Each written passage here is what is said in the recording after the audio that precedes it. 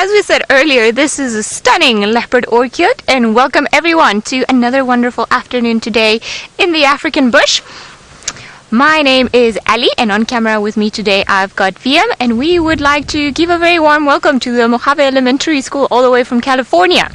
Now, if you've got any questions or comments, please feel okay. I am sorry, I made a mistake. The school will only be joining us later on today, so for everybody else, please do feel free to send your comments or questions using the hashtag Safari Live, and we would love to hear from you, or otherwise you're welcome to use the YouTube chat.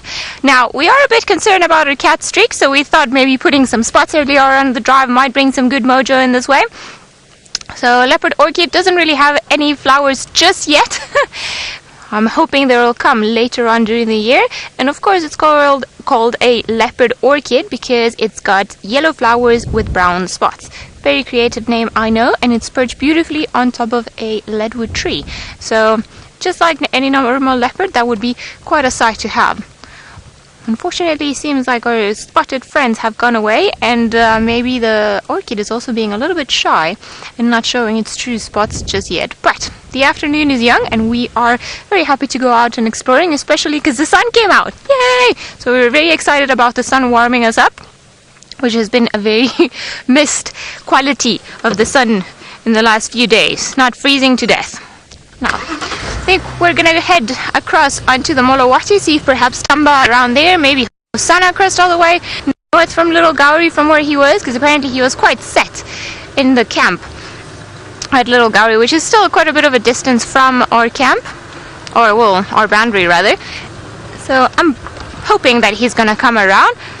But while we make our way to the Molowati and we start searching for actual bigger spots, if I can call them that way, let's head over to Tristan, who wants to say hello.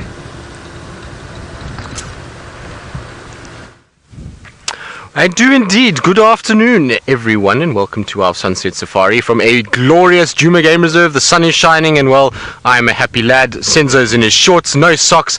He's in his slops, as we call them here, or slip slops is another word for them. So everybody is happy with the sun shining. Now, as Ali mentioned, my name is Tristan, and on camera today I do have Senzo, as you may have gathered, and it is live, it is interactive, hashtag Safari Live on Twitter or YouTube chat. You want to ask any questions this afternoon. Now, the plan for the afternoon, I'm not quite sure really. I think we're going to try and see if we can find the puppies and see what the puppies are up to, see if they're running around and causing havoc. I think they'll probably be still sleeping at this stage of the day, given that the sun is out, and the sun hasn't been out for a couple of days. So I'm hoping that they're still just taking it easy, and then they'll get up a little bit later and get active towards the sort of sunset period. Of course, we don't want to end our cat streak either, and last night we got saved by the skin of our teeth, basically, by the Nkuhumas finding us rather than us finding the Nkuhumas. And so let's hope this afternoon that cat does come out. And yes, we had last minute lion yesterday, not last minute leopard, so let's hope that we have leopard today and not last minute leopard. But we will be in search of all these spotted creatures as well. I know Ali's going to Molowati.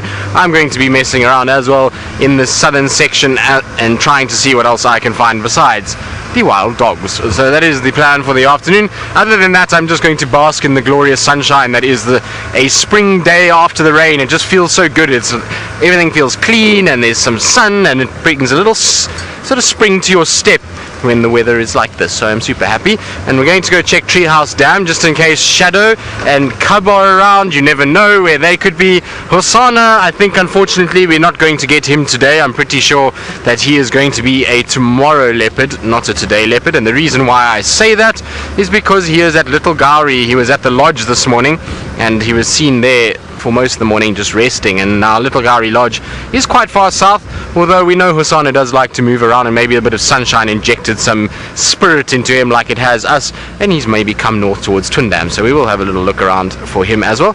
Good afternoon, Impalas. You all looking glorious in the sunshine this afternoon. They're all looking at me as though I'm completely mad for talking to them, but we are going to say hello to them because they are looking beautiful. So Monique in London, well, Monique, I can't say that I'm too surprised by this, but Monique is saying, lucky for us to have some sunshine. It is overcast and chilly and windy in London.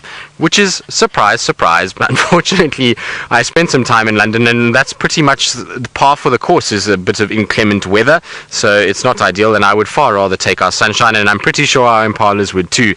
They really are looking good now that it's kind of cleared up. Everybody's colors are looking more vibrant. Seems the dust has been washed off everybody, and it's just looking a lot cleaner and more beautiful today. And there's also little buds starting all over the place and little leaflets that are coming out, and so hopefully we'll get some continuation of the rain over the next little bit that will keep these plants starting to kind of rejuvenate themselves and get themselves going.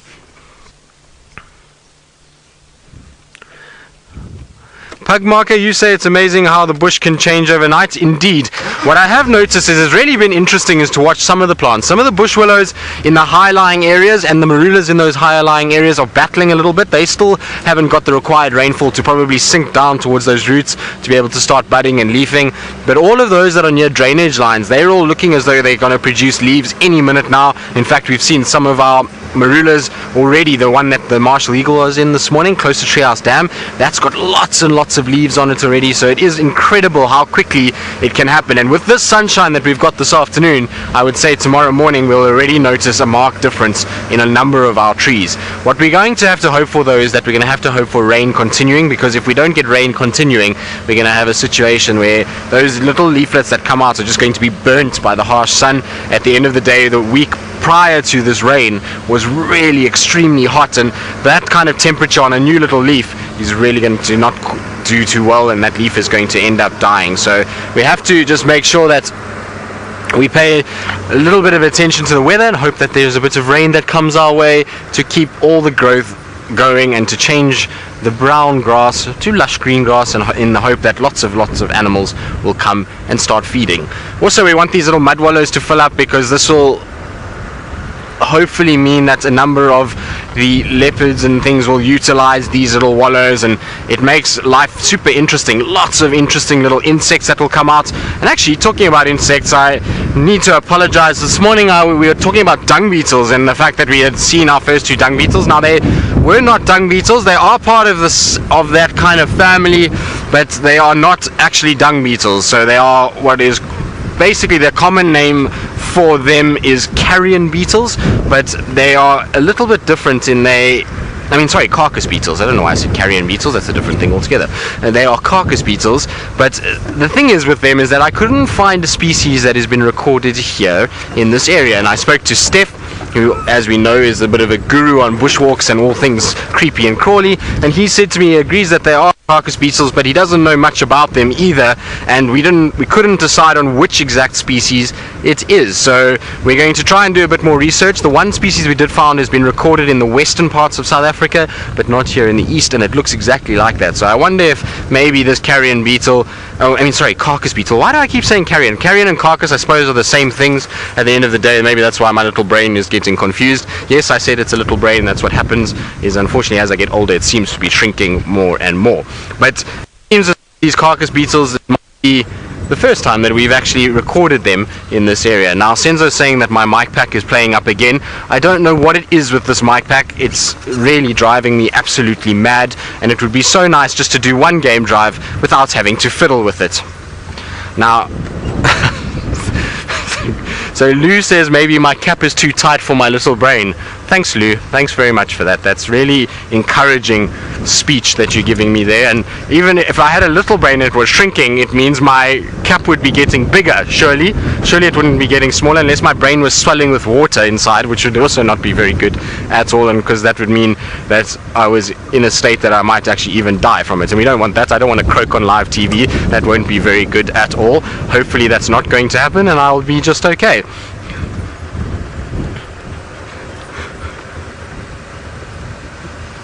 Yeah. So Megan in Final Control says maybe lose the one with the shrinking brain. Yes, I agree, Megan. You tell her. And we've got a nickname for Megan these days, because Megan, who sits and she's the quietest, most gentle soul you've ever met. She's would never harm a fly, I don't think. But Megan has this ability to come out with absolute cracking little one-liners and can be quite harsh when she wants to. So we have started calling her Megan Sassy May Nelson, so Sassy Nelson for short, because her surname is Nelson, so it's now Sassy Nelson, and that's what we refer to her as. So Sassy Nelson strikes again, Lou, unfortunately for you. Now, talking of Sassy Nelson as well, because this evening we are doing a drive, and tomorrow morning is the TV show in the Mara, the last one for this particular sort of migration series, and so we are not on drive in the morning, and we are going to have a movie night as a crew, and everybody is undecided as to what movies we want to watch tonight, so we're going to leave it up to all of you. Hashtag Safari Live recommendations for movies for movie nights, and we have to make them pretty good because, well, we can't have girly movies. At the end of the day, Via, myself and Senzo, we want also action and boy movies and not just girl movies, so we have to come up with some good ones. So hashtag Safari Live. I think the most votes on them will get the most requests. Those 3 movies, if we get 3 movies that get multiple requests, then we'll do a little vote in the last hour of the show as to which movies we're going to watch, or we'll watch all 3, who knows. Let's see how it goes. But hashtag Safari Live or YouTube chat, let us know which movies we should watch this evening.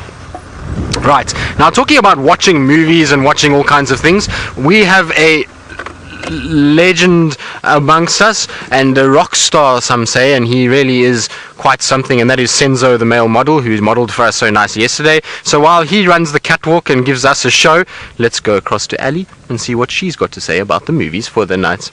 No, we're not going to go to Ali. We're going to watch Senzo strolling around. You see, he's in a bright blue shirt. He's looking very spring-like today. He's matching the color of the sky with his blue shirt, and then his greenish khaki pants, which match the landscape, and then he's gone for no socks because of the sunshine. I thought he might wear some brightly colored socks, but he said to me it's a little on the warm side, so he's gone no socks and has decided to go for more the beach look than anything else. But isn't he looking very suave again?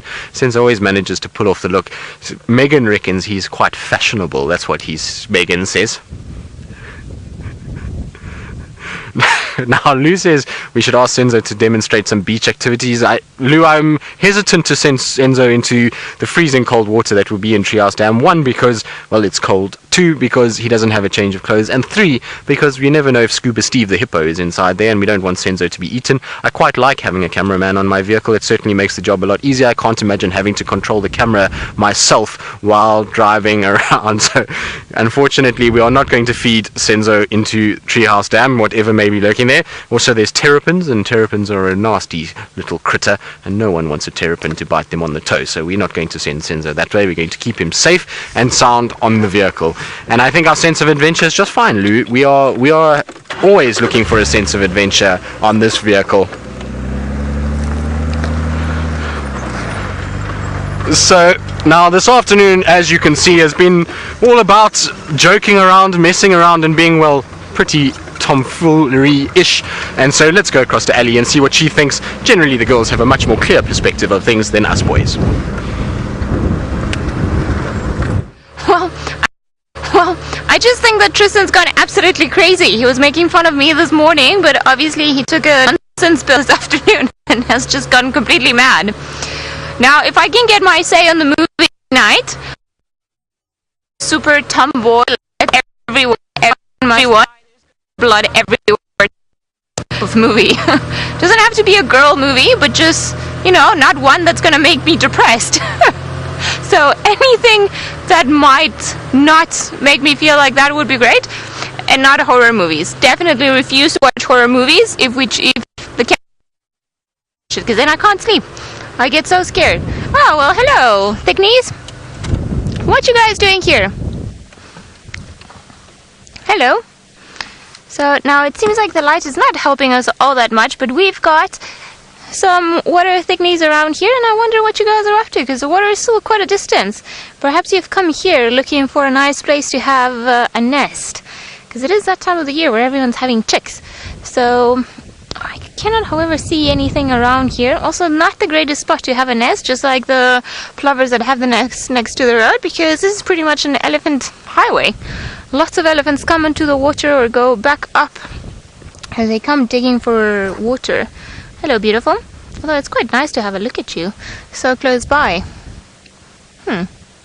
Also, we're not too far away from Twin Dam, so if they really needed the water, they can just go there in about a second or two. Okay, maybe a little bit more than a second, but you guys get the idea. I remember when I was a kid, all I wanted to do was run after all these type of birds and just make them fly. Hello, that's a very striking face that you've got there. Very nice to have a close-up of them.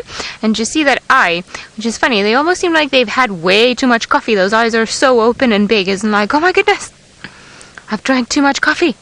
Maybe that's what Taylor on 3 cans of Red Bull would look like. Definitely need a screenshot of that and send it to her. She's going to be very sorry that she's going to miss movie night with us, but I'm sure she's going to do a sterling job encouraging everyone for the TV show that's going to happen tonight.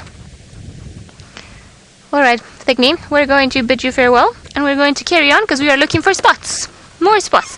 Now, news from this morning were that apparently Tamba was found somewhere outside of our traverse, but not too far, and that he had a kill, so well done Tamba for killing something. But either Tingana or quarantine, I'm not too sure. Debate is a little bit out still on the IDing of the leopards, but one of the big males stole it from him, which is a little bit unfortunate. But I suppose that if you're a tiny leopard, or well, he's not tiny, but a young leopard, you're at the bottom of the food chain, and if bigger leopards can come and bully you and take your meal, then very likely they're going to do so. Alright, we have done pretty much every part that we can of the Molawati, looking for any possible tracks or anything else. Still looking for VM's welcome back leopard, however, not such luck just yet. So, seems like the elephants have been around. So I'm gonna go back into the main road and gaze perhaps into Baboon Pan and Little Gowrie and that area all the way down there. See if we can't perhaps will Hosanna to come all the way, because he seems to be the one that's close by, or the one that's given signs of being around. Now let's go all the way up here and maybe have a look. We are almost there. Now, this time of the year it's wonderful because we can see so far away into the distance because there isn't that much grass. So, Hosanna, come back! Although this morning he was fairly static by the camp, which is about 1 kilometer away from the boundary, so it's quite hard. We definitely wouldn't be able to spot him from here if he is still around there, but I was hoping that maybe he had moved and had come all the way here. But I think maybe we're gonna have to carry on looking.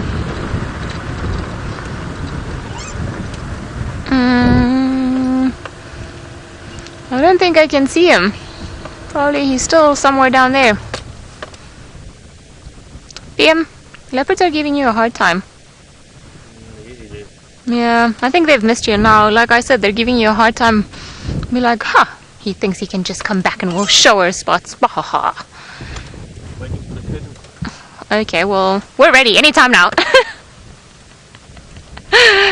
Alright, let's see. Let's abandon this ship and head on to other pastures. I would like to say greener, but I don't think that's the case. I do see a green Land Rover, and I think that belongs to Tristan far away in the distance. Now I wonder what he's doing here. Alright, let's see what else we can find around here. Hello, Hosanna, come back! Shongile would also be very nice, and of course Shadow. I think we're not being picky anyone. And Tingana, I haven't seen Tingana in the longest time. So I actually wonder what he's been up to. I know he was mating with Kuchava, and Tristan had some excellent photos of them mating. But other than that, not a whiff, not a whisker of Tingana in the last few days that I've been around here. Now, I'm gonna stop. Just maybe have a look. It is quite interesting though. Whoopsie.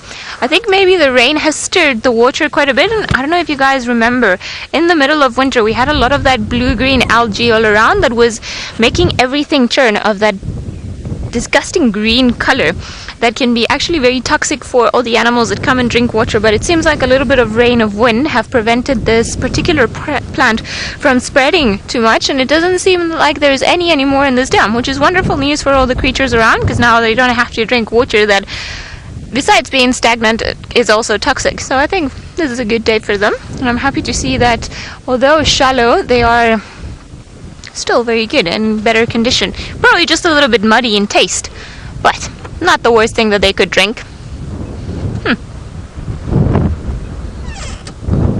Sean, you're wondering when everything is going to start to become green again. Well, anytime from now.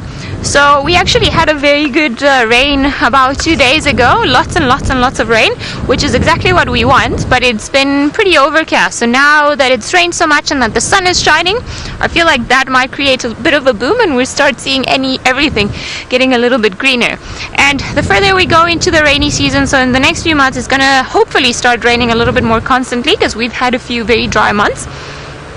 And as soon as it starts raining a little bit more, then everything is going to become just luscious and green and beautiful and just very different and also very thick. So now we get lucky a little bit in spotting certain animals because we can see further into the distance because it's very thin. The majority of the trees don't actually have leaves, and they lose their leaves to pretty much hibernate because it's in the winter, but it's hibernate and estivate in this particular part of the world is a little bit tricky because of the particular weather conditions we have. But the point is, the majority of the trees will lose their leaves to conserve energy so that they're not producing food when there isn't that much water and other resources available. But now that the rain has started coming back, I think everyone's gonna come back and then start sprouting and putting out leaves and flowers and everything else back, which I'm really looking forward to. It'll be a nice, interesting change after so many dry months that we've had or that we've been faced with in the last while. Especially, I think, the last 8 weeks or so, they've been very decisive because everything's gone like pretty dry. Well, the search for the kitchen is looking for the dogs because he was very jealous about your sighting this morning. So let's go over to him and find out if he can decide how many packs we saw this morning.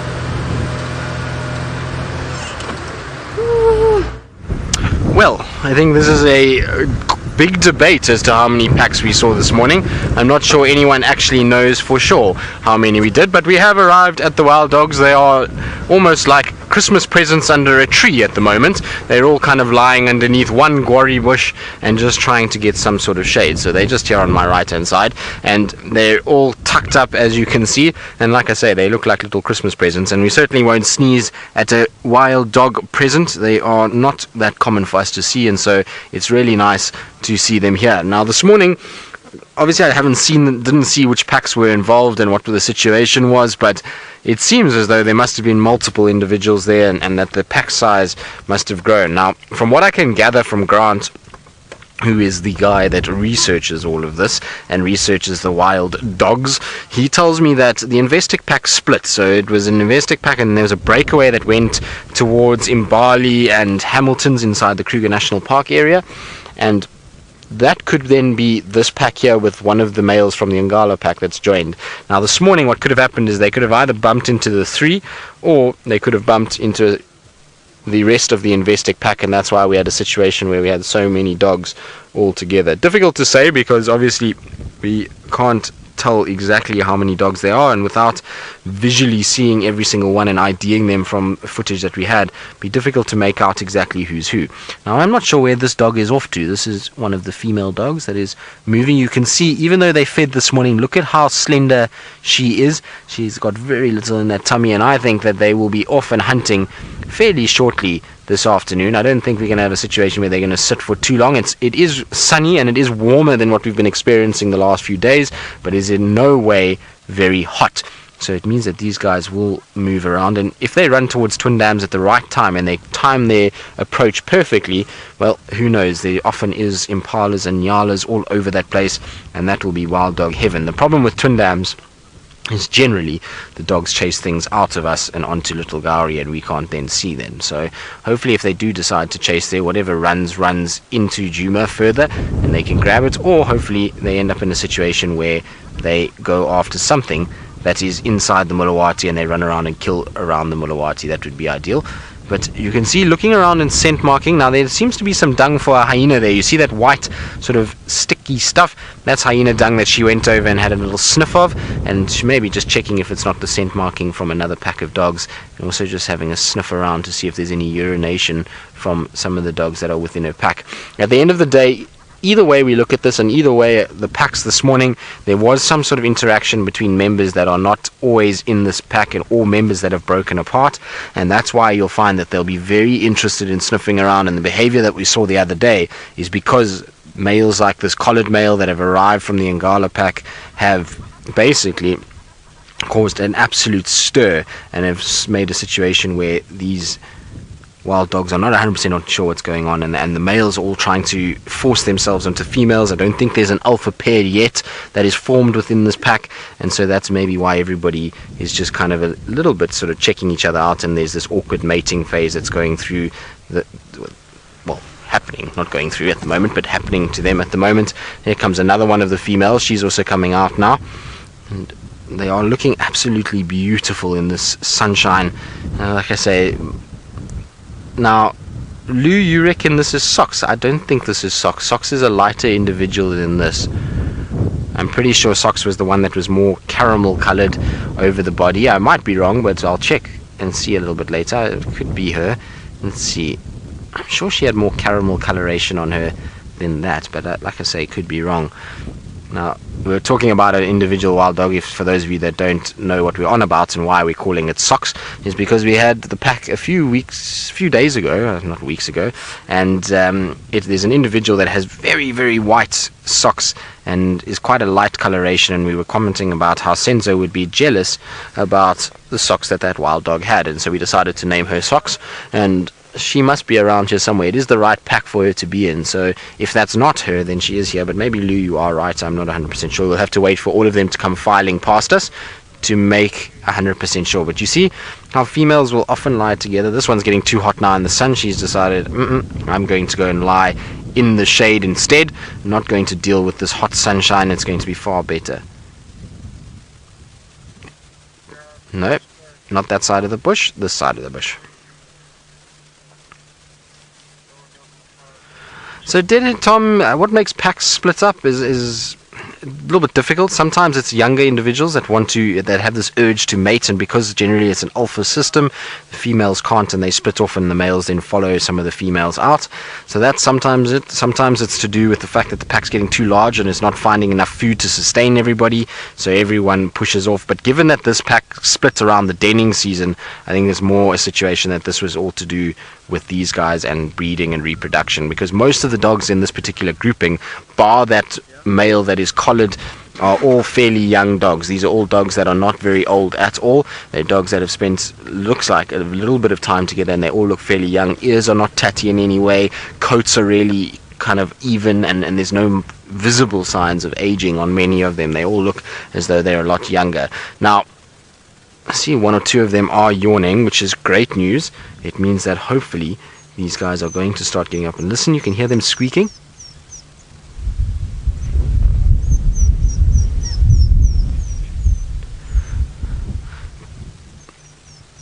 So I'm just going to let them squeak away a little bit. This is just them talking to each other as they're moving around. Now, Lou, if you can just repeat the name for me. I got the question, but just the name for me.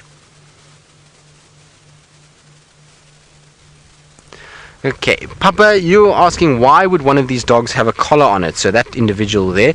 Well, there's a big research project on at the moment, which is to study distemper and rabies and the treatment thereof to protect wild dogs. Wild dogs, unfortunately, their numbers are declining quite rapidly, and so these collars are on to try and help these dogs and to try and see if they can monitor them and give them top-ups in regards to their vaccinations, to try and see if they can eliminate the distemper and rabies virus from dogs and prevent them from getting it. It's one of the biggest threats to wild dogs in this Kruger Park system, and so that is why the collar's on. It's a 2-year project, and they will constantly look for the collars, find the pack, then top them up. The problem is, this particular individual has come away from a different pack, and actually, funny enough, this individual dog, which I didn't realize the first time we saw him the other day, is a dog that I collared with Grant a few months ago. So I was with Grant when we went and collared these dogs, and I actually physically touched that dog, which is quite strange. It's really odd to see an animal that you physically touched, but that was a collar that I put on with Grant together, and we did the vaccinations and everything, and it was quite funny because this particular pack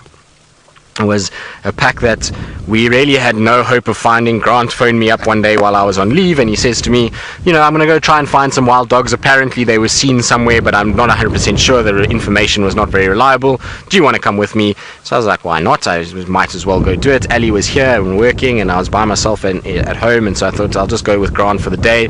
So we went off and we decided we'd look around. We couldn't find any sign of the dogs on any of the tourist roads, and we got permission then to drive a boundary road, which is the only road in a area that is about 4 times the size of the entire Sabi Sands, including Mala Mala. So we're talking about a massive tract of land with one road that goes through it. And as we drove up the road, there was the pack lying right next to the road, as if after about 10 minutes of going up the road. So we got really lucky, and they were lying right out in an open area, and we managed to then dart them and give them the vaccinations and test them and get blood samples and all kinds of other things, as well as to put on the collar. So I do have even photographs of us doing it. It was quite an amazing experience. And of that pack, we actually collared 2 individuals out of that pack, just in case this would happen and one splits off and moves off. There at least is still a collar on the pack itself. But what I'm going to do is I'm just going to go around, because most of the dogs are lying in a shady section, so I want to just go and see so that we can actually see them. At the end of the day, as much as it's nice to be on the light side, it's also nice to be able to see the wild dogs. And quite frankly, I'm blinding myself by looking into the light, so I'm going to just come around this way, Senzo, and we'll also give Senzo a lot more to look at. And you can see why I was saying it's like a Christmas tree when you see all the wild dogs. There we go, you can see them all lying at the base of the tree, and I can tell you what, it looks really cool. How is that? And you can see how tightly knit they all are, that they're lying all together under this tree, and it also shows you how easy they can be to miss. You can imagine if there was quite a bit of grass around them, how we would be able to drive past them, much like we did this morning, and not even notice them. So it really is very cool to see. So there goes our male, off he goes, and is moving along.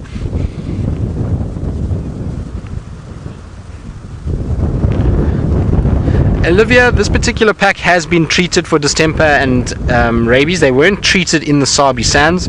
Funny enough, they were vaccinated outside in the Kruger National Park when they were at the Kruger area, and so they have been treated. Most of these dogs will have had some form of vaccination and shots. Whether it's been the full course is anyone's guess at the moment. I'll have to ask Grant if he's gotten all of them. It's obviously difficult for them because they when they do the top-ups, they use drop-out darts, and so they try to get the whole pack, but it's not easy because the pack obviously runs, and every time there's a disturbance in amongst them, then they move quite big distances, and Grant really struggles to be able to keep up with them. And remember, like I was just saying now, here in the Sabi Sands we have roads everywhere, and the areas that we cover are not very big, and as we can find these dogs fairly quickly with trackers and all kinds of other things.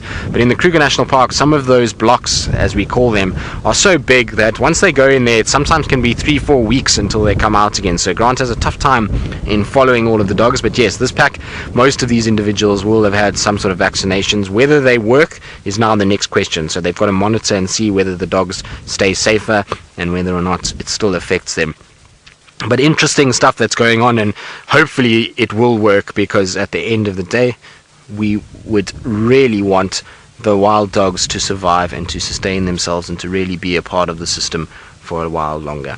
Right, we're going to sit with our dogs probably the whole afternoon. Why not? It's not every day we get Christmas presents like the wild dogs, and so we'll enjoy them and see what they're doing. And I believe Ali is still on the search for some of our big cats. Well, I think Tristan has decided to leave all of the responsibility of the cats onto her shoulders.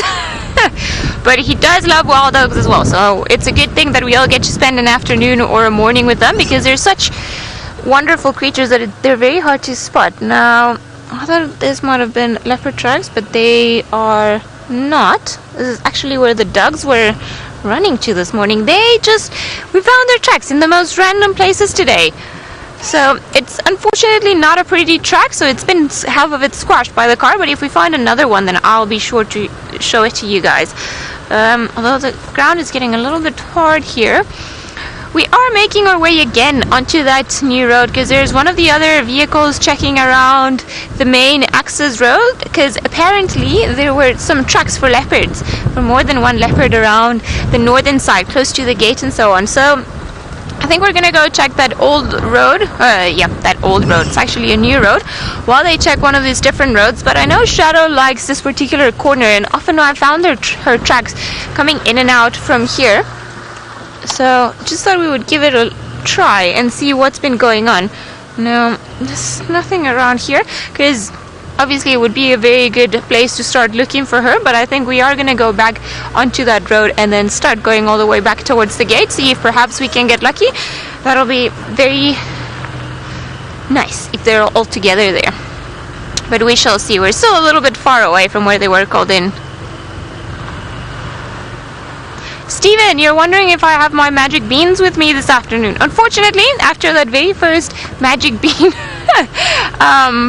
or those pods that we found, I haven't been able to see them again, ironically. But all throughout winter, I kept visiting or seeing, or my travels took me to see many coral trees, which are also called the lucky bean trees, because they produce a fruit that it's slightly bigger than the creeper that produces the lucky beans, but also red and black in color. So hopefully they've managed to rub themselves off me, and it's one of the prettiest trees around, actually. Let me see if I've got a tree book here that I can show you what the lucky bean tree looks like, because it is a stunning tree. It's so pretty, and it only flowers during the winter time. Now, let's see if in my box of Mary Poppins I've got a tree. Let's see. Here is my... Alright. Starts with an E, Erythrea. Let's see, A, B, C, D, E. There we go. Lysistemum 135. There we go. Now I'm hoping this book will have a photo of it. Yes, it does. So, hey, don't be nasty, book. So you get the idea. This is the tree, the one here on the right hand side. Very beautiful tree.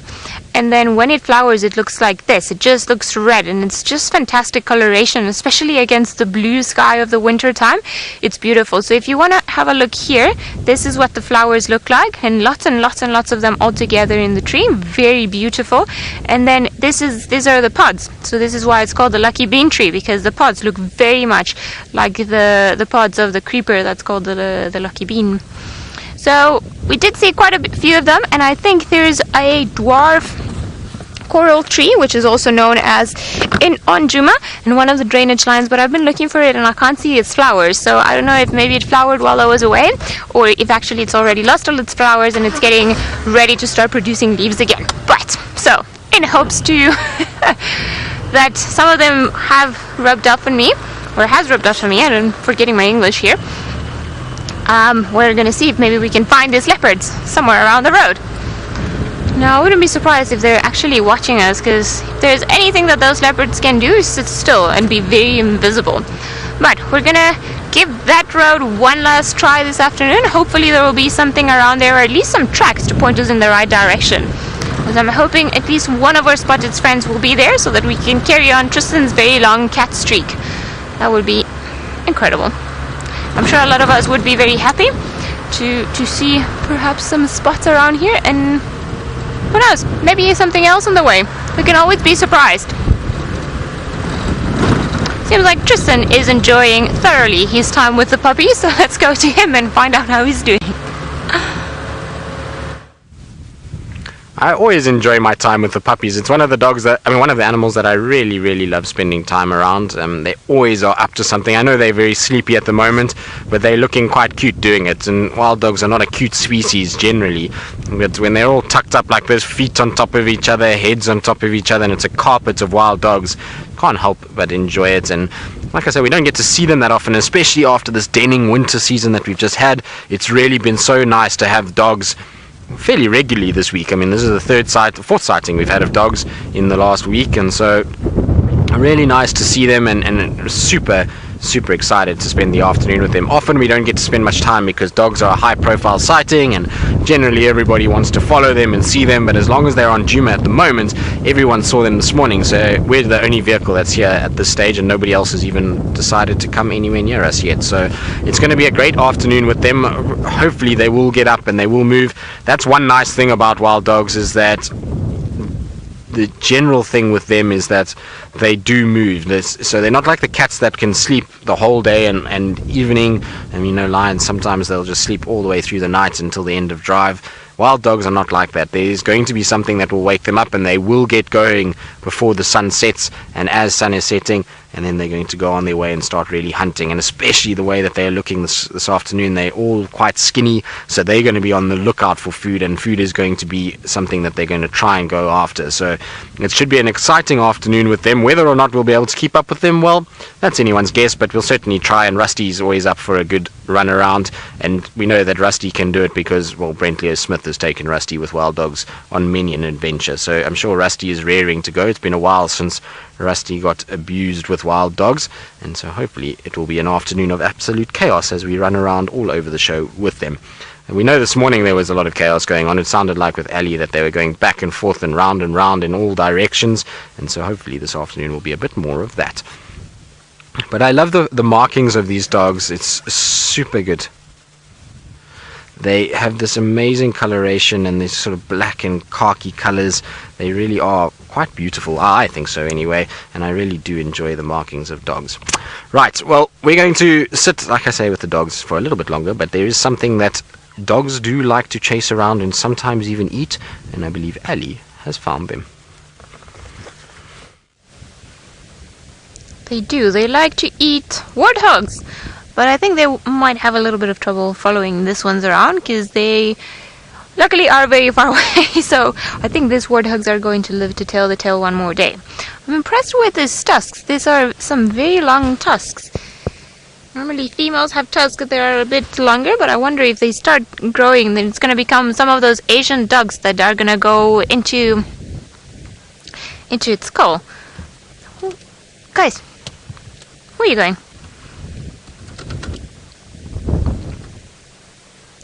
Beautiful. Now it's a group of about 4 or 5 of them together. 1, 2, 3, 4, 5, 6.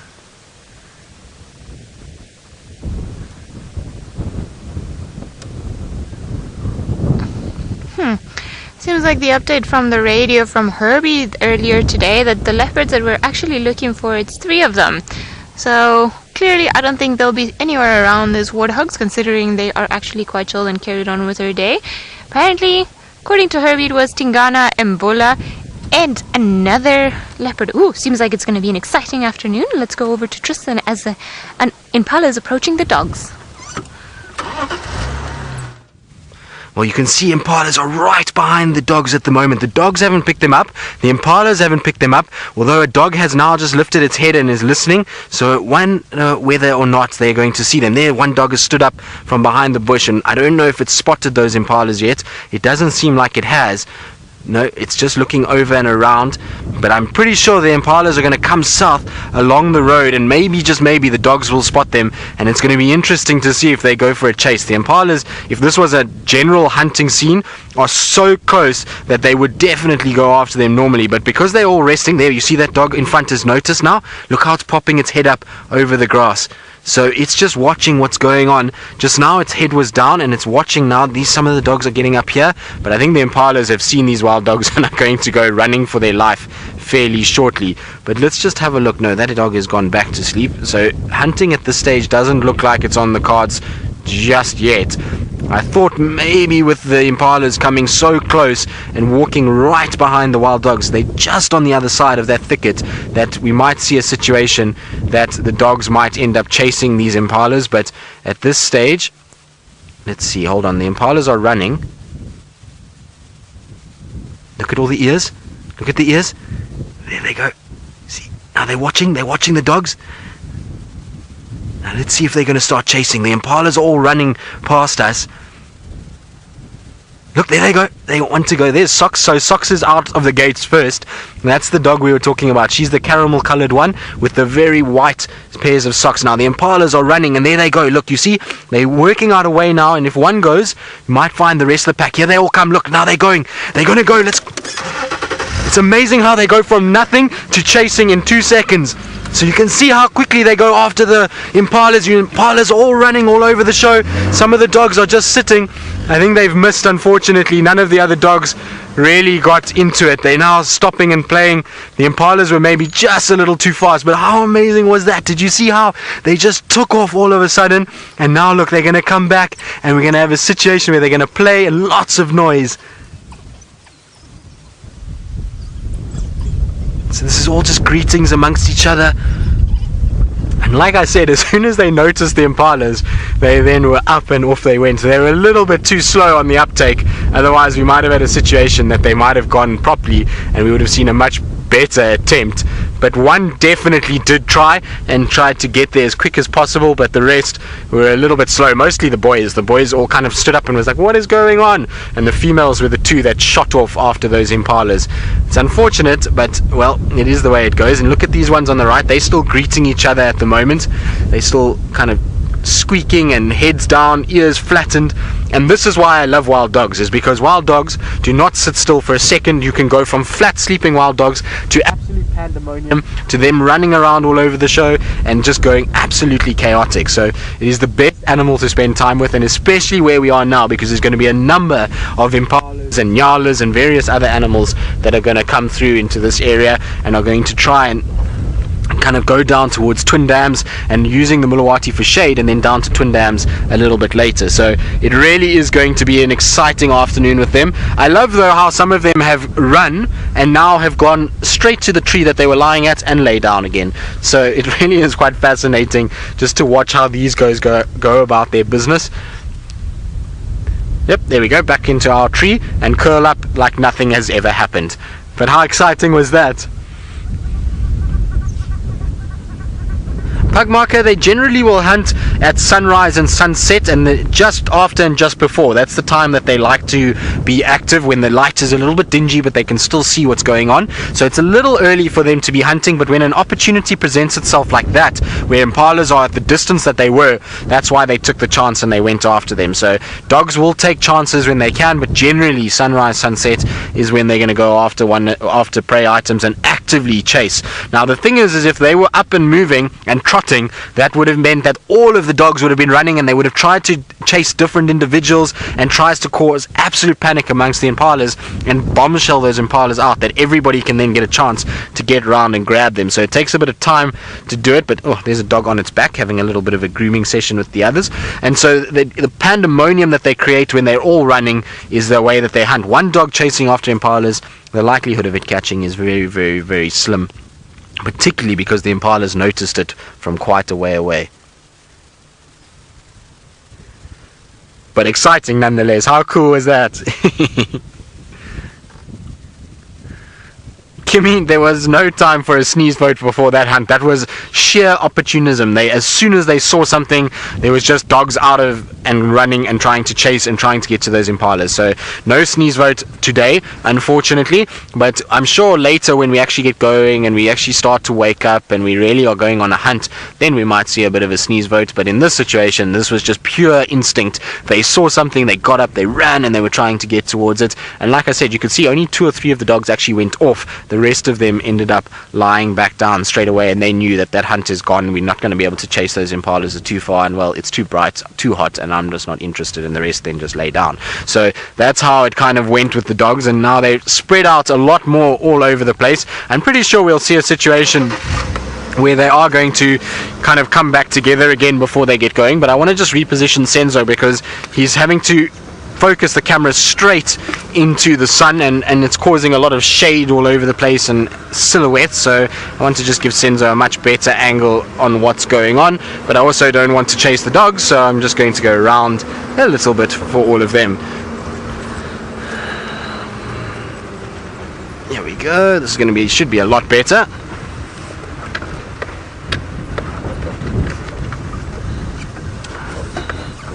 So Mo, you're asking if they wave their tails in happiness like domestic dogs. Well, I suppose happiness is probably a big stretch, but in terms of when they get excited, yes, then the tails are up and they're wagging all over the place. And you'll notice with wild dogs is that they have a big white fluffy tip to their tail.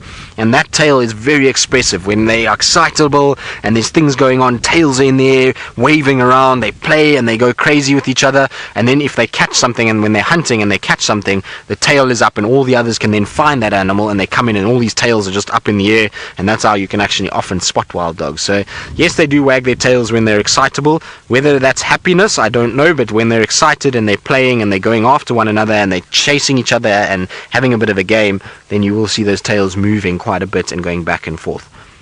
When they're hunting though, tail is kept still, much like a cat situation. The tail will be down and they're going to try not show themselves. Now I can see more impalas coming from the top, from Chelapan side. They're going away from us a little bit, so they're crossing over the road from right to left as we look at the dogs now. But then are some in that area, and maybe, just maybe, they might start pushing southwards towards us. It's going to be very interesting to see what happens over the next little bit. So they're straight down the road in that area there. That's where they were crossing over.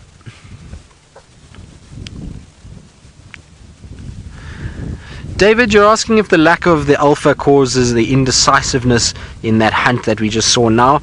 I'm not so sure, David. Possibly. I think the thing is unfortunately they got caught unawares completely. So it was a situation where all of a sudden there was impalas. They knew they weren't really in cover. They knew they weren't up and mobile enough to catch up with them. And so I think it was kind of, should we go, should we not? I don't think we're really going to get there, but let's try anyway. And some of the dogs then went off, and the others then sat still and kind of stayed here. So I think it's just more a situation that they got caught completely unawares of what was going on, and they almost got themselves into a bad position and knew that there was no way that they were going to get anywhere near the impalas, and that's why they all sat down, bar one or two of them. So that's more it than the alphas. Even if the alpha pair was here, you could have found that the alphas were lying way at the back there, and it would have still been up to the other dogs that were in the pack closer to that impala to chase, to be able to see them. So it's really difficult to say whether if the alpha pair was here they would have been more successful, but I think no, I'm pretty sure it's a situation that they have, that these dogs were just caught unawares completely. Right, well, our dogs at least are providing some entertainment already, and who knows when they're going to get up and go again. There are impalas all around us, so we're going to sit tight, and while we do that, let's go back to Ali, who I think is still searching for spots. We are still searching for spots. Unfortunately, it seems like the spots have crossed outside of our boundary, but we're still going to head onto roughly the last position where the spots, the tracks of the leopards were, just to see, maybe hoping as if it was indeed two males and a female fighting for mating. Then we'll be able to, hopefully one of them would have run back. So we're not losing hope just yet. And we're gonna carry on trying around here. Also, it gets a little bit easier on this road if they have walked, or if anyone has walked around here, just because the road is a little bit sandier, so it's not as hard to spot the tracks. So we've been driving very, very slowly, trying to check for any possible tracks. However, I think nothing as of yet, but there is always hope, so we might be able, or maybe we'll get lucky, you never know. Or at least we know where to start looking a little bit later on. What was that? You see somebody else driving the same way I was, because there was a track somewhere around here. So I want to have a look. Yeah, there we go. The tracks do go. Okay, so let me try and show you guys this track so that we have a look. But these are the ones.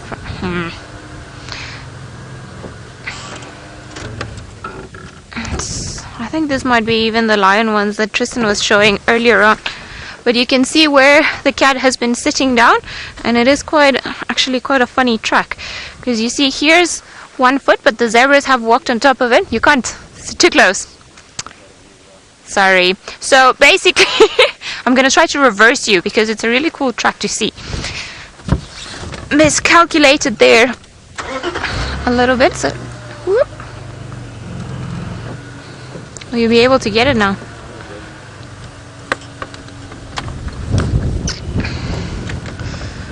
It's just where it's been sitting down. So there we go. We've got the one paw print here. So we've got the lobes 1, 2, 3, and then the toes here, and then the other one here. But you can tell that the other one should have gone pretty much here. This is where the body was, and then back here, if I get my shadow out, then you will see the outskirt of the tail. So the body all around here, the 2 feet or the 2 paws, and then pretty much the back of it. So probably looks like a very funny design, but that is definitely where one of the cats was sitting down. So, pardon? And dogs. Oh, okay, sorry. Apparently we're gonna head across to the dogs because they're out in the move.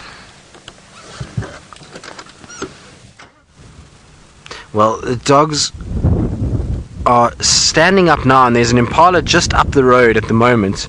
So you can see there's the Impala over there, and it's kind of staring in the direction of the dogs. I think it's seen something. Whether or not it knows what's going on just yet is anyone's guess, but they are just Impalas filing past you at a rate of knots at the moment, and the dogs themselves are aware that things are going on around them. You can see they're starting to wake up a little bit. Just look to your right, dog.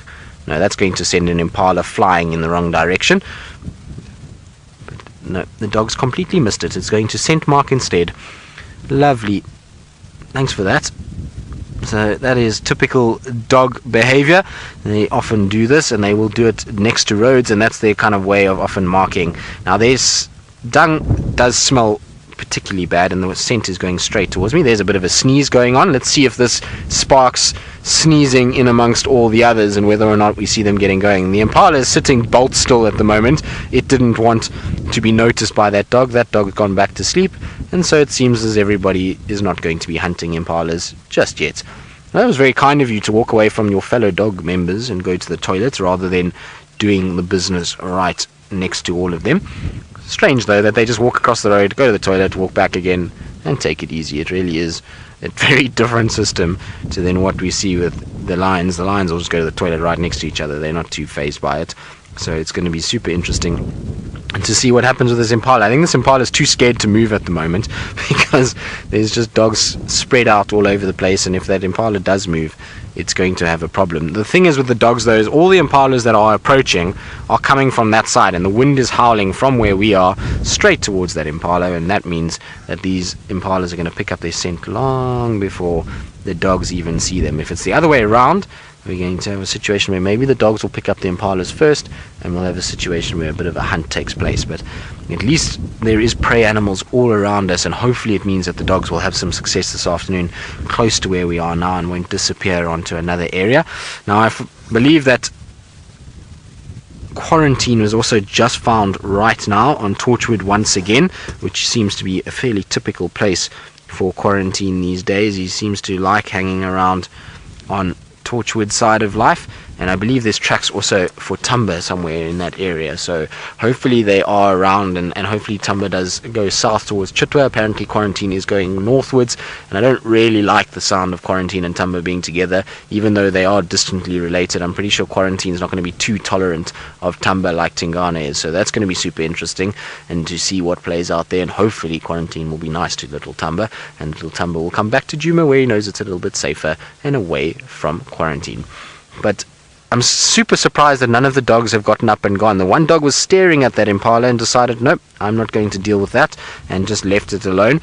You can see the collared dog is still having a fat nap. I suppose this morning they did run around like absolute hooligans. Last night seemed to be quite eventful as well, of multiple different individuals running in and out all over the place and going all over the place, so, and running into lions and all kinds of other things. So I suppose they have had a long evening and day, and so a bit of a rest and sleep is well deserved.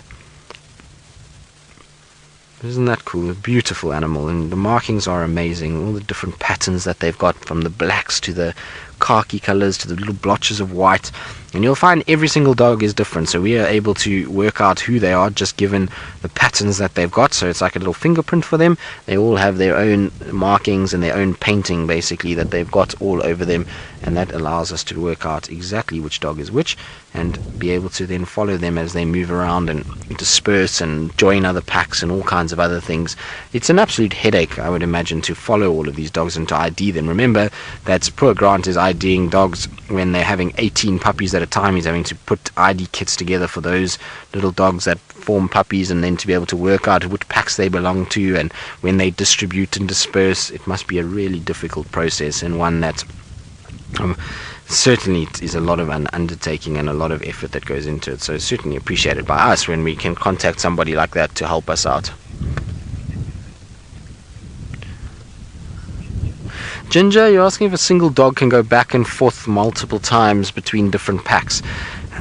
No, not really. So what you'll find is generally when a dog leaves a pack, it moves off onto another pack and goes to another area altogether. It's very seldom that you'll find a situation where the dogs would be able to go back into a pack that they've left and join. I suppose it has happened. I would imagine it has happened, but very seldom, and they certainly won't bounce between packs. Once they find a pack and they're happy in that pack, they generally stay there for quite some time until maybe something comes up, like they want to mate or something like that, or there is a separation via the size of the pack that will then cause them to sort of distribute out and go into other areas. But I don't know of a case where a dog has left a pack, gone to another pack, and gone back and forth between them over a short period of time. So I don't think it happens, and I don't think that the dogs are fairly happy about the fact that a dog comes in with the smell of another pack.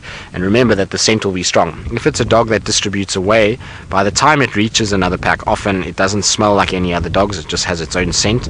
It hasn't got the scent of another pack, and so that makes it, not as offensive as if there is something like a dog that has come out of a pack that's together and there's lots of smell and lots of different animals scent on that dog. That will make these guys a little bit more hyped up and a little bit more kind of irritable about what's going on. So very little movement, I would imagine, back and forth would ever take place between the dogs. And you can see how big their ears are. They've got massive ears, and this wind that's blowing now is going to be disturbing those ears a little bit, and I hypothesize that's why the dogs keep sitting up and looking around, is because the ears are causing a lot of rustling in the grass, and they're picking up sound, and they're just checking around what's going on, because remember, they'll be very nervous of things like lion and even leopard and hyenas, and so when they hear rustling around them, they need to double check and make sure that there isn't anything. Now the dog in the back seems to have spotted something. You can see right in the background there's a dog that's just sat up now and is watching. There we go. No, it's popped its head down again. So it kind of got up as though it had seen something. And I know the Impala has disappeared in that general direction that it's looking. So I thought for a second there, maybe, just maybe, this dog had spotted an Impala lurking close by and was going to go. But it's decided back to sleep and back to waiting for the rest of the pack to get going. But isn't it crazy how we've gone from active to sleepy in 2 seconds? Darlene, when an alpha male dies, not really much happens. In fact, in a short space of time, and not long at all, you'll find another male is taking over and is basically becoming the alpha of that pack. So they move on quite quickly when it comes to alpha males. But in terms of females, alpha females, that's a little bit of a different thing. That takes slightly longer, and if there's obviously young ones, then there's a bit of a kind of panic that sets in, and you'll find the other dogs will try and look after those puppies and try and keep them alive and keep them fed. But generally with alpha male, it's really the next day or 2 days there's already another dog falling in and starting to mate and starting to kind of get itself up the ranks and to become the alpha male with that female. So it's a quick process. I remember a pack down in the southern Sabi sands where the alpha male was eaten by a lion, and within 2 days there was already another male traveling with that alpha female and sniffing around and kind of being the lead dog when they ran and moved up. So it happens quite quickly with the males, just another male takes over fairly fast after that. So it's all quite a fast process. They don't waste too much time. These guys, particularly the boys, they get the job done as quick as they can and take over as quick as they can. So you'll find that there will be older dogs within this that are slightly more powerful maybe, or even younger dogs maybe that are more powerful than the older ones, that are able to then sort of wrestle their way up into the top and take over fairly quickly. Now there should be a couple of vehicles joining us. I believe there's 2 vehicles on their way, so that might end up waking the dogs up a little bit, but I think they're going to still be sleepy for now. But while we do that, let's go back to Ali, who I think is still looking for our spotted cats, and hopefully she will get some luck. Well, we are still looking. So the tracks that we were looking at earlier, I'm pretty sure that they were for a male leopard, just judging by size. It was either that or the lion cubs have reached that age where they can almost seem leopards. in terms of tracks, of course. But since we didn't see any other lion tracks around it, then I'm inclined to think that it was actually for a male leopard, just judging by how big they were. Now, we've come down to the main road, just looking to see where exactly it is that these tracks have crossed, because we had the tracks for that male obviously pointing in this direction, but we haven't come across anything just yet. So the problem with this road is that it is actually the main road, so there are a lot of tracks coming and going, and of different creatures of different days, but also the tracks get driven over a lot because it's the main road. Now I just want to double check something here, because I thought maybe I saw a track, but it's not a cat track. It's just the light playing tricks on my mind. So we're gonna carry on looking, and then if not, then just go back the Uyatilla axis and then start heading back. Because greedy leopards, they can't all just leave. One of them is gonna stick around. So hopefully one of them will be around somewhere. So we're gonna carry on trying our luck and see if maybe we do find at least where it's gone or where it's been. Well, we know where it's been. We actually want to find out where it's gone to. So we're gonna carry on trying. Why not? You never know. I think today was proven to be quite a surprise. Ooh, I feel like my lungs are rattling. Alright, like this morning we got very lucky with the dogs after we had given all hope of finding them. So I'm going to try and lose hope, honestly, so that we get surprised again when we least expect it. I think that's the tricky part. It's not always easy. Alright. This road is a bit of a rattling noise.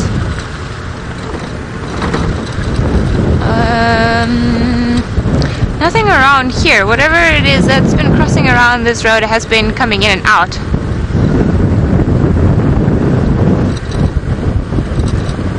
James, you're saying that the cat streak cannot end on Feline Friday. I agree, it cannot. It would be the worst irony of them all. So cats, leopards, even a serval will count it as a cat. I'm also happy for that. Anything with spots will be quite nice. If not, then I think we're gonna go back to perhaps go to Chitwa, see if there are any signs of Kuchava. I'm not sure. I think we're gonna try and carry on where the tracks lead us to. Maybe the Nkahumas will come back. Who knows, because it's been quite nice and the weather got very warm throughout the day, so I was kind of hoping that the animals will move around a little bit more, but I'm not sure what's actually happening right now. And every time, of course, now that we're looking for them, every time I raise my head I see a leopard termite mound or a leopard stump or, you know, a branch leopard. Because of course now we are looking for them. So hopefully we'll find them, we'll carry on looking. Haven't been able to spot, what is that? Tracks for them? No, that's not a leopard track. And we shall carry on. I wouldn't be surprised if we've actually driven past them already. Somewhere in this area. But I feel like almost I can start singing and this rattling noise would make some like very interesting sound and like nothing around here. Okay, well, I think I'm going to carry on enjoying this forced African massage on this road. But while we do that, let's go to Tristan and find out if third time's a charm with Impala and Warthogs. No, they're still lying down, still sleeping, taking it easy at this stage. I think we'll give it probably, I would say, I'm going to guess another 15 to 20 minutes, and then they're going to be up and moving. That's what my guess is. That's what I think is going to take time, and well, time-wise, until they decide to start going, because at the moment everybody is about as sleepy could be. Although, there we go, you can see how sleepy they really are, as they all of a sudden will pop heads up, a little bit of a stretch and then back down again. So the dogs will go through a situation where they're gonna kind of pop heads up every now and then they'll go down and up and down. But I reckon 20 minutes time we will be on the move and actually actively hunting. That's what I'm going to predict. Whether or not I'm right, well, we'll see. Just have to see. It just amazes me how normally when they're moving, as soon as there is any sign of a impala, these guys are there and running and chasing. But today they've watched a few impalas walk past and have seemed really unperturbed by the whole process. Maybe they know just now when they wake up that that's the direction they're going to head, is straight towards the area where they saw those impalas, and they're going to immediately go and hunt them in that particular section. Maybe that's what the case will be. But you can see a car is arriving now, so maybe that's going to wake some of them up. It doesn't look like it. It looks like everybody's fairly relaxed. There's a couple ears twitching, but that's about it.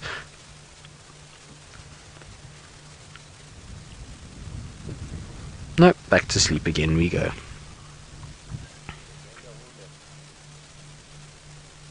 Now I believe Ali has, well, done the impossible and continued on the cat streak. Let's see who she's found. Woohoo, guys! I think I'm so excited. The best part of it is that VM actually spotted, and he said nonchalantly as I was staring at some tracks in there, I was like, oh, there's a leopard right there. So, hello boys. Ooh, ooh. Sorry, there was a bit of a branch there in the way. Where are you heading off to? Please don't go into a horrible spot. Yeah, welcome back, VM. Finally. Alright, I'm gonna go around this way just because I think it might be easier to follow it around here. I'm not too sure who it is because we've just only been able to see mostly its backside. But chances are either Tingana or Mvula. Now I would like to have a look at the ears to be able to tell. Alright, leopard. Where did you go? Okay, still carried on moving that way. Woohoo! The cat streak continues! Feline Friday, welcome VM! All the good titles. Yeah, this cat is in a proper mission.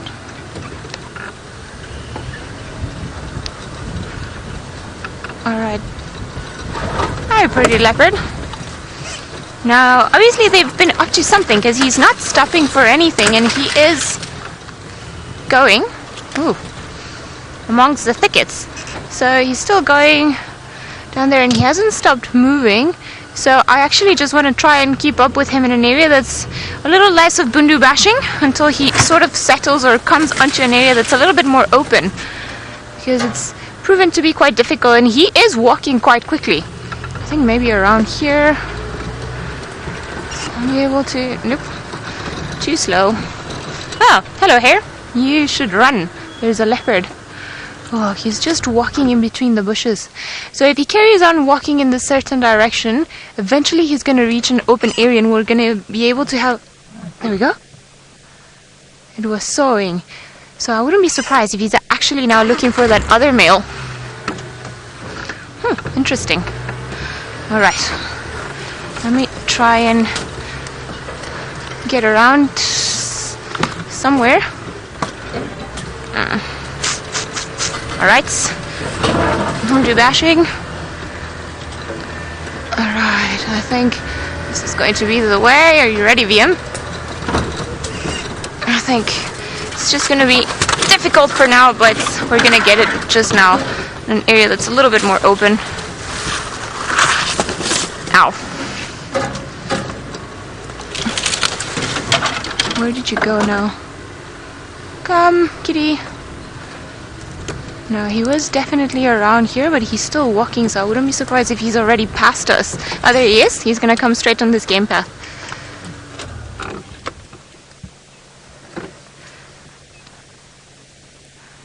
Hello? Very big belly. Somebody's been eating. No, don't go that way. Ooh, okay. Now we are going to turn around and go that way. Are you gonna come this way? Nope. Alright. I think he's grumpy, to be honest. Don't you think so?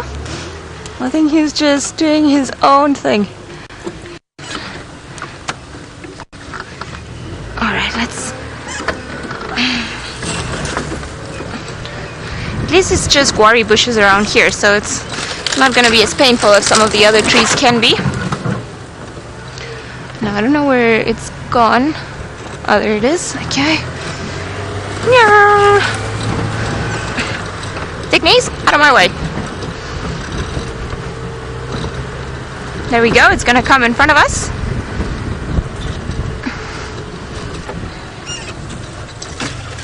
Oh, now you've laid down. Here I was thinking that it was gonna carry on walking. Alright, just one more second. Alright. Hello boy, you've been walking quite a bit, haven't you? He doesn't want to be spotted by the vehicle. So I do think as well that it's Tingana, but he's clearly been under some sort of stress because... Here we go, sawing. And I think he has actually been fighting probably with another male because he doesn't want to be spotted by the vehicle. He's just carried on moving, so I'm going to give him a bit of space and I'm going to try not to irritate him too much. Because I think he's probably, because of the leopard dynamics and what he's been up to today, then he's probably not all that happy. It'll be quite interesting to find out what it is that's actually been happening. I see he's stopped again, so I'm going to try to get us another view, because he's also not too far from the boundary, but he's being a proper difficult leopard now. Alright, I'm going to stop here. Alright, well at least we're going to get a beautiful view of him. At least we got him for a few moments. So I wonder who it is that they've decided that they have found all the way in Torchwood. But good that he's here and at least he's staying around. Like I said, he's definitely had a very good meal, and quarantine was found on Torchwood, Lou says. I just heard on the radio that a lot of people were calling it Tingana, so that's why I was a little bit confused. But because also Tingana likes to move quite around, so I wouldn't be surprised if it was him and then actually somebody else just came along, because we know this guy likes to move. Anderson.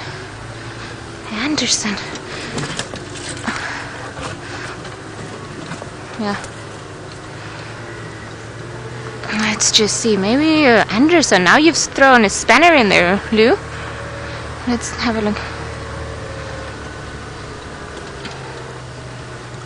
Alrighty. There's a view of its face. Hello. No, I'm just very confused. Sorry, stations. Yeah, I've located this Madora Ingwe. He's just south of the gate, not too far, heading west now towards Triple M. He's been a little bit skittish. And as I say that you've been a little bit skittish, then you perfectly walk in front of a vehicle, don't you? I'm not complaining.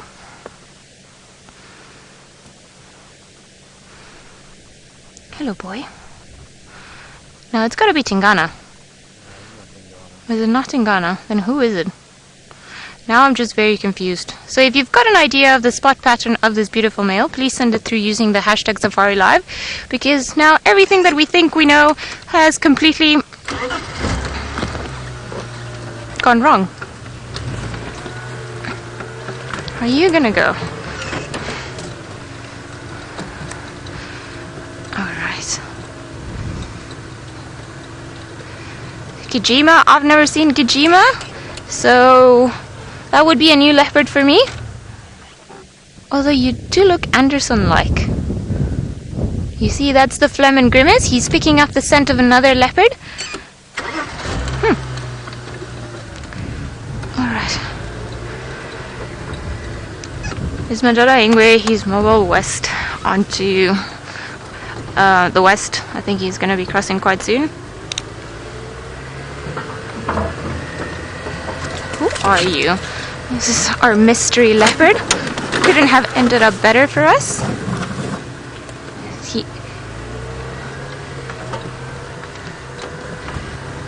Tristan thinks it could be Anderson because he's had some screenshots, so that would be quite good. So I'm gonna just message the guys.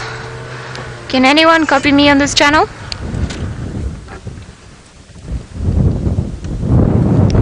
Anyone can copy me. I can't copy anyone. Seems like Anderson has just crossed onto Simambili via One-Eyed Pan.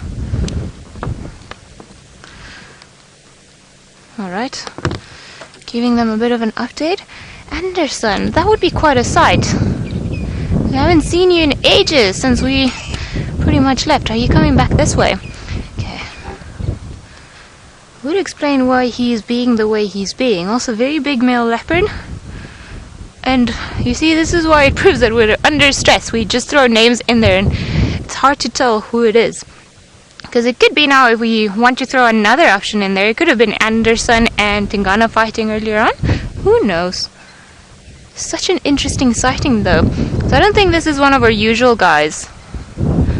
And by the way that he's acting and his general behavior, he's definitely on the scent of another leopard, because he's carried on moving, and he did that Flehmen Grimmins where he just puts the pheromones into his Jacobson's organ to try and find out what it is that's been happening. I want to try and go a little bit backwards. Unfortunately, where he's going I cannot follow.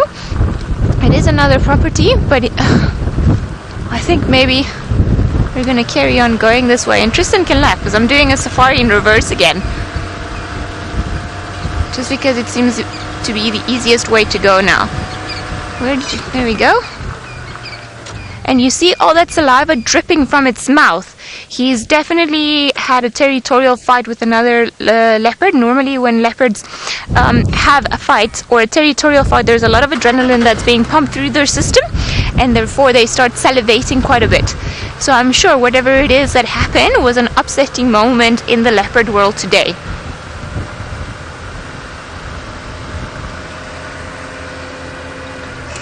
Maybe I'm gonna try to get hold of the guy as he's gonna come into a beautiful open spot. Not sure if anyone can copy me on this channel. We've got what we think is Anderson walking on Triple M going north. He's just on Simambili's side at the moment. And then we've got our good duty. Hello, beautiful. That's a perfect leopard shot.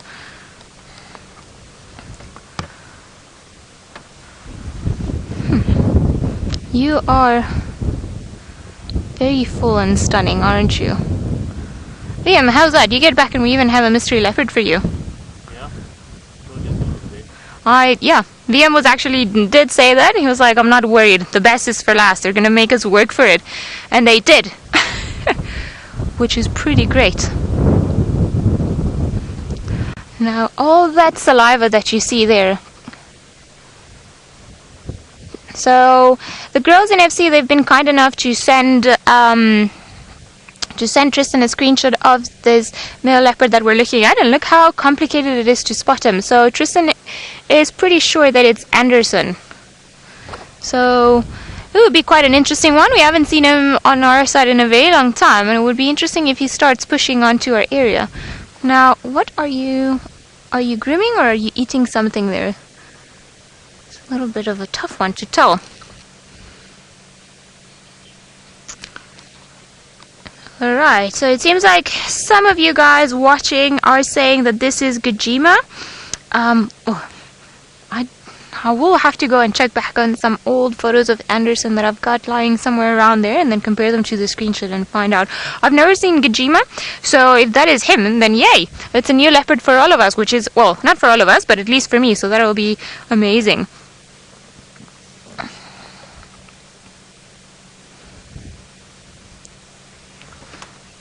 Hello, boy.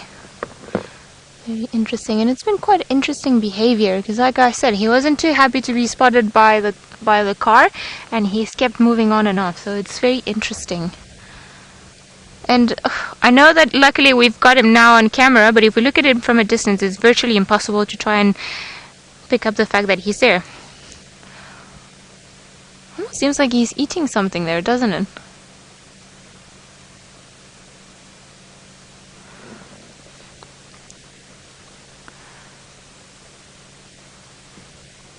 Oh, are you rolling now? Whew. Has it been a tough day?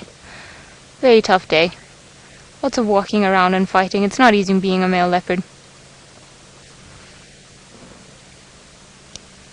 Yeah, this is Madora Ngala has gone now, Madora Ingwe has gone now static on the western side of Triple M. There's still a visual from him from the road, from Triple M.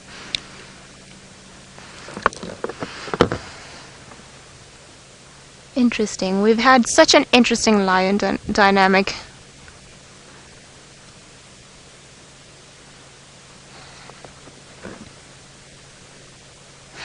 Puzzling.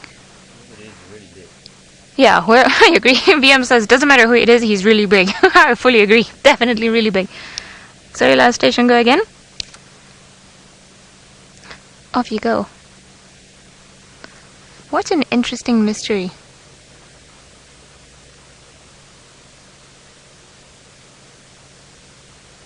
Look at all that raw power in his face. There we go. There's a side profile, which will make it a lot easier to identify some of our usual characters.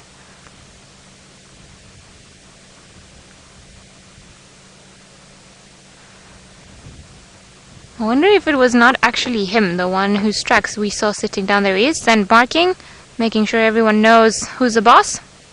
Spray or urine spraying, and still a lot of drooling going on. So I wonder if perhaps the other male leopard is not still somewhere around this particular area. It seems like the drooling has increased now, so I wonder if perhaps he picked up the scent of this particular individual again.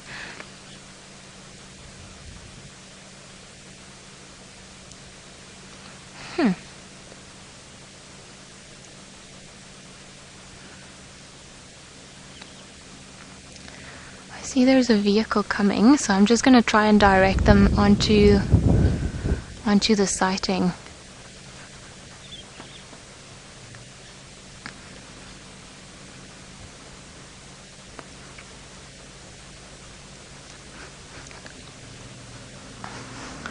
Alright, while I do that, let's go over to Tristan and find out how the dogs are going. Not sure. Well, our dogs are still fast asleep, but what drama is unfolding up that side? Now, I had a look at a photo quickly that was sent to me by Megan, just so that I can see who this leopard might be. And I've never seen Gijima, so no idea, but just going through a whole bunch of photos, there's similar markings to Anderson, but not quite. So I don't think it's Anderson. And then I saw a side profile photo of him, and it doesn't look like Anderson's size at all, especially not around the head and the chest area. At first I thought it might be him, and I was almost convinced, given that there's a ring of spots on his right side that Anderson also has around his right eye. And then when I saw him kind of side profile and actually walking, it looks as though it must be Gijima. And also we know that yesterday morning Gijima was on a fully grown male Impala kill, and that might explain that massive belly, and Mvula was not too far apart. And I believe this afternoon that somebody saw two male leopards together somewhere around Vuyatela Access, so that would explain a lot more of what's going on, and would most certainly explain who it is. So I think Gijima is probably the best call on all of this. It's either way, it's awesome to see, and whether it's Gijima or Anderson doesn't really matter. Either of them is a good sort of sighting of them, especially in that corner, because that's not an area we've ever seen Gijima before, and at least we've got spots to fill our Feline Friday while our dogs rest. Now, I did say that the dogs will get going in the next, well, I said 15 to 20 minutes. That was 15 minutes ago. So we've got 5 minutes for the dogs to wake up. So far, not much is happening on the dog front. They're all kind of just static and sitting and sleeping. The sun is getting to an angle now. It's getting quite oblique and quite low down. And so I'm convinced that they are going to wake up at some point. I really am convinced about it. My timing might be slightly out, but let's have a look and see. There was 1 or 2 dogs that were stirring in the background just now, that kind of got up and they messed around with each other a little bit and then lay down. So there has been signs, but nothing major just yet. I am really hoping that we see some sort of activity in the next sort of while, because the dogs, as much as they are interesting sleeping, they're far more exciting when they're running.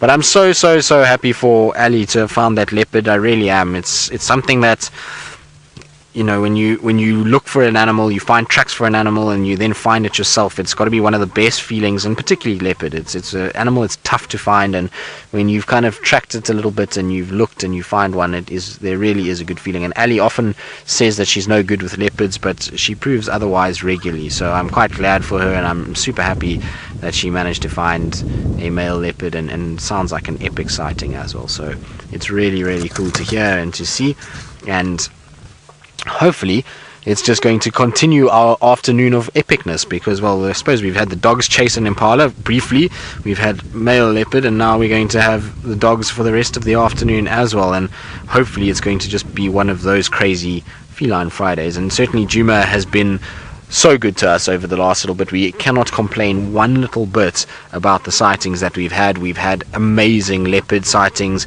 and it just goes to show when a bit of sun comes out, the leopards are a lot easier to find. I mean, this afternoon already, just between the northern traverse, so Buffelshoek, Torchwood and Vuurtella, this is now the third leopard that's been found. So prior to this, with the grey overcast conditions that we've had, it's been a little bit difficult to find them, but as soon as the sun comes out, that tends to push them into areas where there's water, and we get to see them moving around a lot more. It also means tracking becomes a lot easier. I was saying to Senzo this afternoon, as we were driving, the tracks just seem so much easier to see in this brighter, clear weather than they were this morning. This morning I was struggling to see the lion tracks, but this afternoon I've had no problem seeing tracks. It's been a lot easier. There's that little bit of shadow that's created by the sunshine, so it's definitely helping to have a bit of sunlight out and about. Also, if you have a look on the road here, Senzo, if you're just on my right hand side, you'll be able to see some tracks that are just here.